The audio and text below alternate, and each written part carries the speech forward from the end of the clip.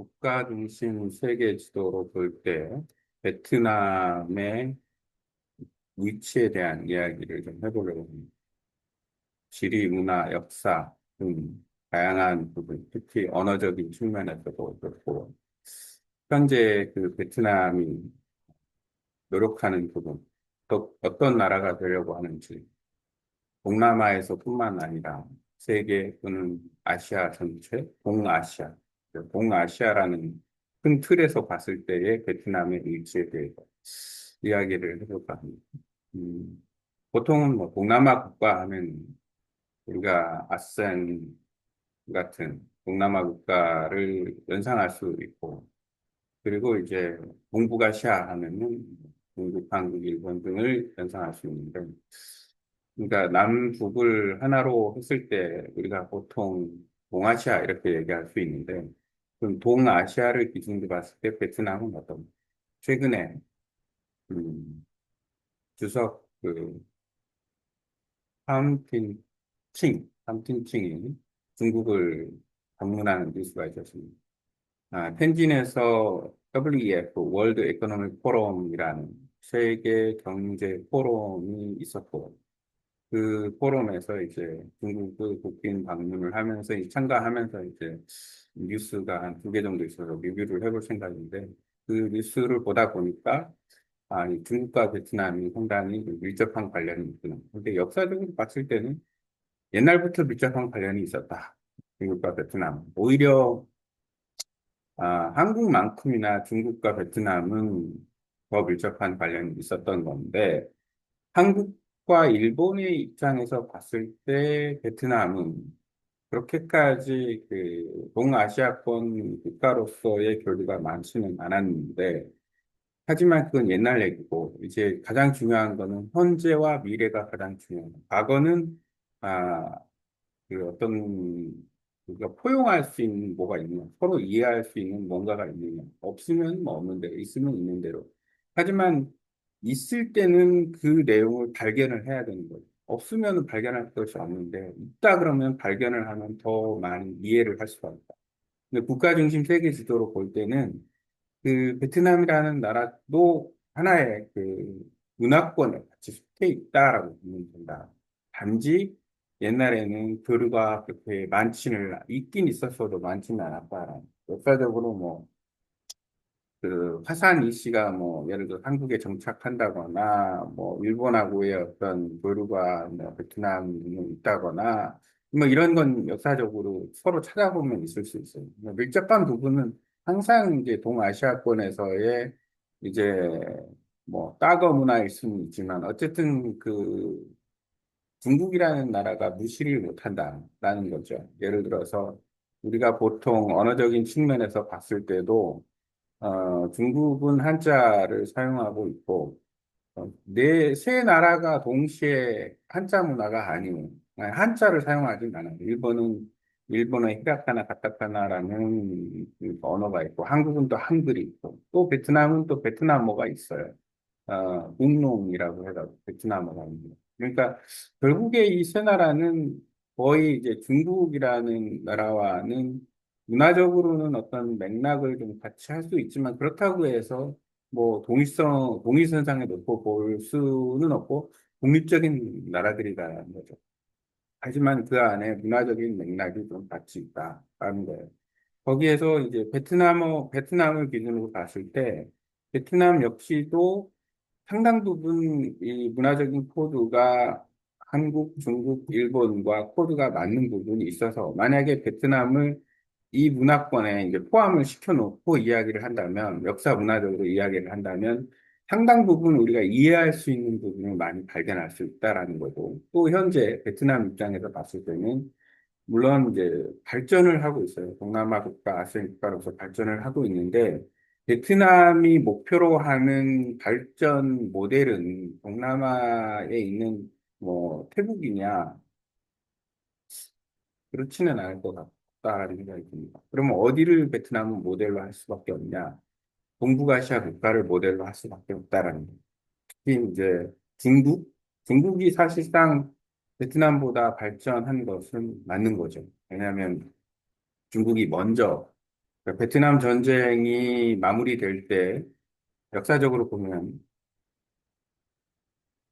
역사적으로 보면 베트남 전쟁이 마무리될 때 핑퐁 외교를 통해서 미국과 중국이 이제 서로 간에 어떤 그 무역이라든지 국제 관계를 개선을 하면서 그 이후에 뭐 한중 수교도 있었고 한일 수교도 있었고 이런 과정을 통해서 중국은 발전을 해왔고 중국의 발전이 뭐 한국에도 영향을 많이 미쳤고 한국의 발전에 도움이 됐었고 여러 가지 있습니다.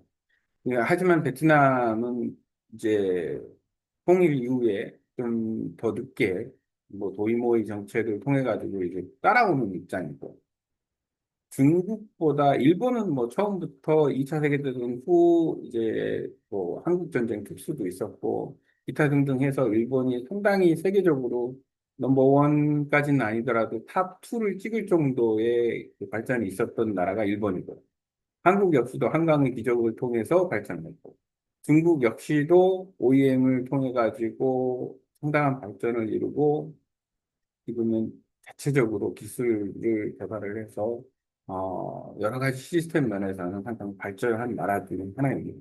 그렇다면, 베트남 입장에서 봤을 때, 베트남이 따라가려고 하는 나라들은 이 세 나라일 수 있다는 거예요. 그러니까 동남아 국가에 있는 뭐 태국 이런 나라가 아니고 베트남 입장에서는 한국, 중국, 일본을 따라가려고 하는 나라. 그래서 결국에는 베트남은 이 세 나라의 교류 관계를 확대를 하고 싶어 할 거다라는 거죠. 왜냐하면 이득이 되니까. 그리고 실제로 보면은 한국과 베트남은 교류 면에서는 탑3 안에 들어가는 거고, 그리고 중국과 베트남은 사실 국경무역을 하는 나라이기도 하면서 바로 인접해 있고, 역사적으로 밀접한 관련이 있고, 언어, 문화, 뭐, 다양한 측면에서 중국과 베트남은 관련성이 있습니다. 왜냐하면 대월이라는 나라가 예전에 그 베트남 북부권에 있는 국가였었고 중국의 남부권하고 밀접한 관련을 가지면서 외교를 했고 여러 가지 뭐 역사적 배경이 많으니까 실질적으로 그런 부분이 다분 있어요. 그래서 사실상 베트남 사람이 중국을 싫어한다 하더라도 베트남 사람들이 중국을 이해하기는 쉽다.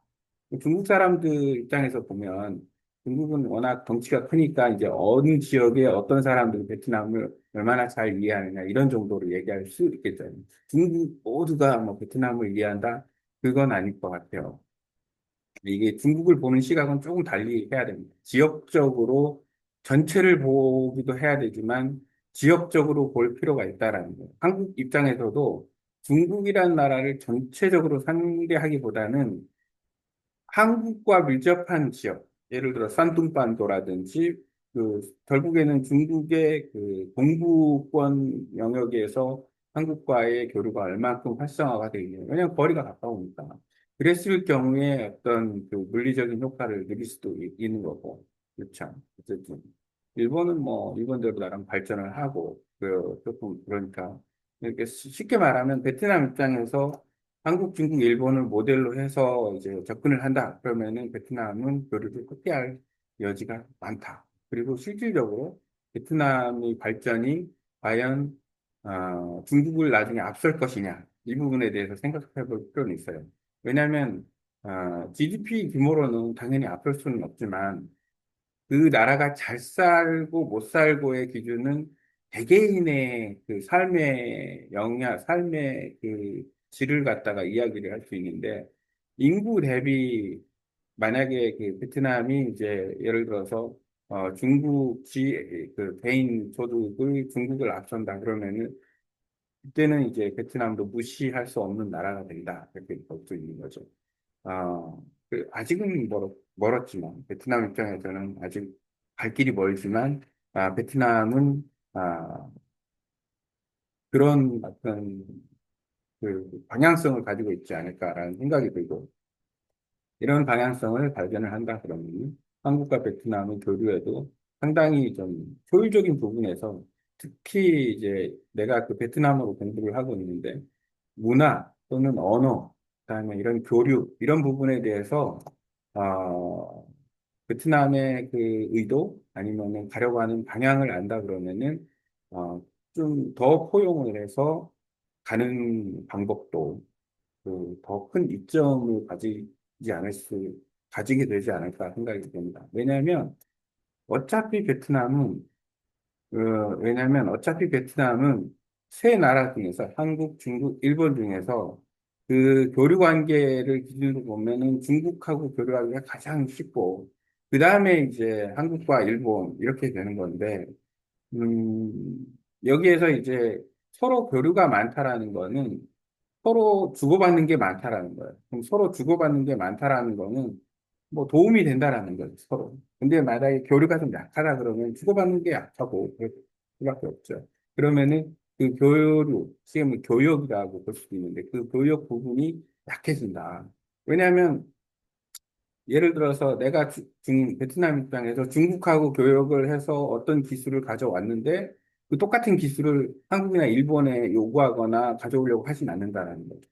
선점하는 게 되게 중요한데 지금 베트남은 중국과 밀접하게 가려고 하는 성향이 있다라는 거고 그리고 이제 물론 이제 한국과 일본, 베트남 세 나라 관계도 계속해서 뭐 이렇게 증가를 하고 있지만 어쨌든 그런 관계를 네 나라의 관계를 하나로 보는 인식을 갖는 것은 상당히 중요하고 국가 중심 세계 지도를 기준으로 볼 때는 베트남이 북의 10도권 국가다라는 보면 됩니다. 그래서 이렇게 그 지형적인 구도를 형성을 하면 우리가 예를 들어서 중국도 사실 남북권이 북의 20도 정도밖에 안 돼요. 22도, 23도.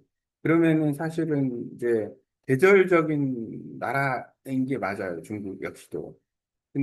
근데 만약에 베트남이 이제 이 한중일 세 나라 구도의 한중일 베트남 이렇게 해가지고 포함이 된다 그러면은 지리적인 측면도 그렇고 환경적인 측면도 그렇고 우리가 그렇게 교류를 한다 그러면은 북의 10도권까지도 이렇게 교류가 되는 거예요. 전체적으로 지금도 교류는 하고 있지만 그렇다면은 한국 입장에서는 열대우림 지역의 특성에 대해서 더 많이 이해를 할 수가 있다. 베트남과의 교류를 또 강화시키는. 그러면 이 열대우림 지역의 나라들이 많죠. 아주 많습니다. 적도권 국가, 북위도, 남위도 기준으로 해서 아프리카에서부터 시작해가지고, 동남아, 아프리카에서부터 시작해가지고, 동남아 국가, 그 다음에, 저쪽, 그 중남미 국가 기준으로 해서도 상당히 많은 나라들이 있고, 열대우림의 특징은 상당히 여러 가지 측면에서 우리가 잘 알고 있어야 된다라는 거예요. 우기와 건기가 있지만 사계절이 거의 없다고 봐야 되고, 그 물의 나라다. 비가 풍부하다. 그렇기 때문에 사실 그 열대우림 지역은 기근 같은 게 이제 가뭄 같은 게 적다라는 생각이 들고 그 다음에 이제 그 먹을 게 풍부하다라는 거예요.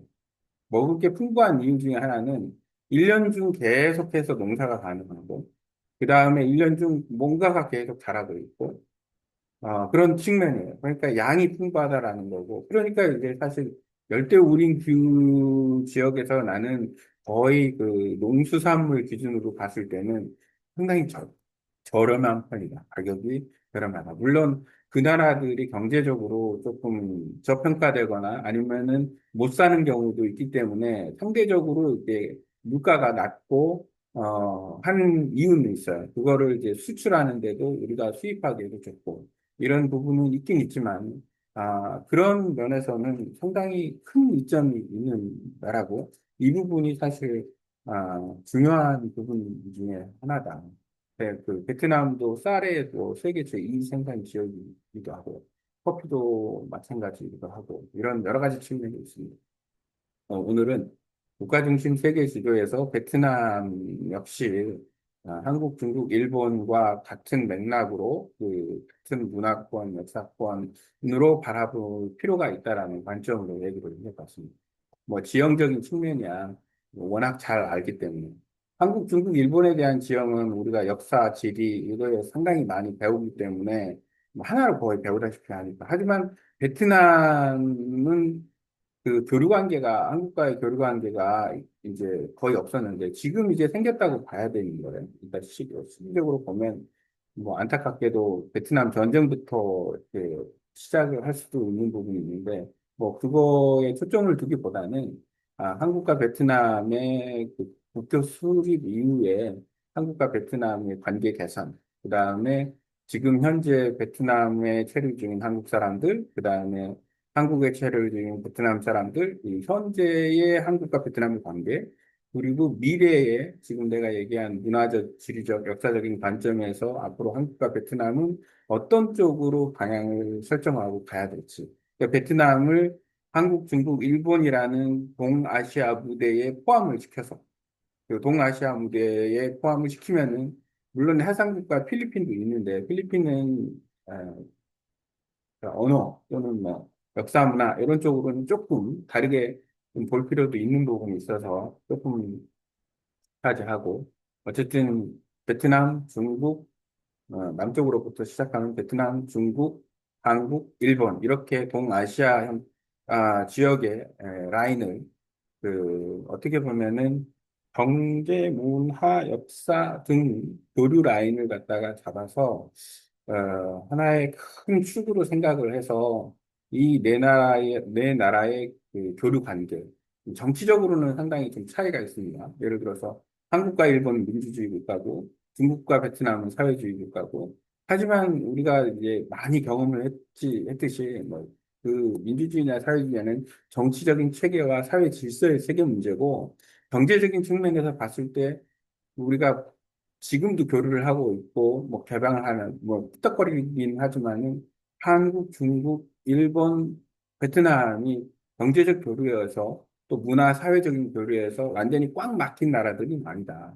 그러니까 동아시아 질서를 기준으로 해서 한번 우리가 이 네 나라의 관계에 어떤 교류 부분에 대해서 특히 문화적 교류, 한국의 강점인 문화적 교류, 또 역사 이런 부분에 대해서도 관심을 갖고 관광, 지리, 뭐 그다음에 이 특히 농수산물 관련 예, 그런 걸 뭐 개방하거나 이런 게 아니라 그 나라만의 특성이 있고 음식 문화 이런 것들 그런 것의 특성 문화이 있기 때문에 그런 거를 서로 교류하면서 이렇게 하면 좋다. 예전에 아이런 셰프 같은 프로를 봤는데 한국, 중국, 일본, 베트남이 유명한 셰프가 나와서 이런 뭐 음식 문화 교류를 하는 어떤 콘테스트를 한다거나 이러면은 아주 좋은 프로가 되지 않을까. 음식 문화 콘테스트 같은 것을 한다 그러면 아주 좋은 교류가 되지 않을까. 어떤 코드가 좀 비슷한 부분이 있기 때문에 그러면 특히 쌀 문화라는 하나의 중요한 코드가 있다. 네 나라에는. 그래서 이제 그 쌀 문화라는 그 특성, 여러 가지 증명. 그 다음에 이제 아주 오랜 역사적인 기준으로 보면은 한자 문화권이라는 특성은 있긴 있습니다. 이게 사실 좀 문화적으로는 좀 면밀한 부분이 있지만 이 언어적인 측면에서의 그 특이하게도 이 네 나라의 그 메이저급 기준으로 해요. 한국, 중국, 일본, 베트남의 발음이 다 틀리다. 그것도 하나의 흥미로운 그 거리예요. 그 서로를 이해하는 데 있어서. 더 나누면은 뭐 대만도 있을 수 있고 중국은 땅덩어리가 워낙 크니까 뭐 광동어 그다음에 그 위에 이제 북경어 뭐 이런 식으로 나눌 수도 있고 베트남도 역시 따지고 보면은 하노이, 호치민이 언어적인 측면에서는 또 문화적인 측면에서 달라요. 호치민은 옛날에는 참파였고 그러니까 그런 특성도 이해할 수도 있고 한국과 일본도 마찬가지. 지금 한국 같은 경우도 북한과 남한 기준 또 어떤 여러 가지 측면의 어떤 특성이 있으니까 이런 거를 통시적으로 바라볼 때 동아시아에 대한 어떤 이야기를 하나로 한 테마로 보는 것은 상당히 중요한 초점이 되지 않을까. 국가 중심 세계 지도 기준으로 해서. 오늘은 국가 중심 세계 지도에서 어, 한국, 중국, 일본, 베트남까지 동아시아적인 측면에서 봤을 때의 이야기를 한번 해봤습니다.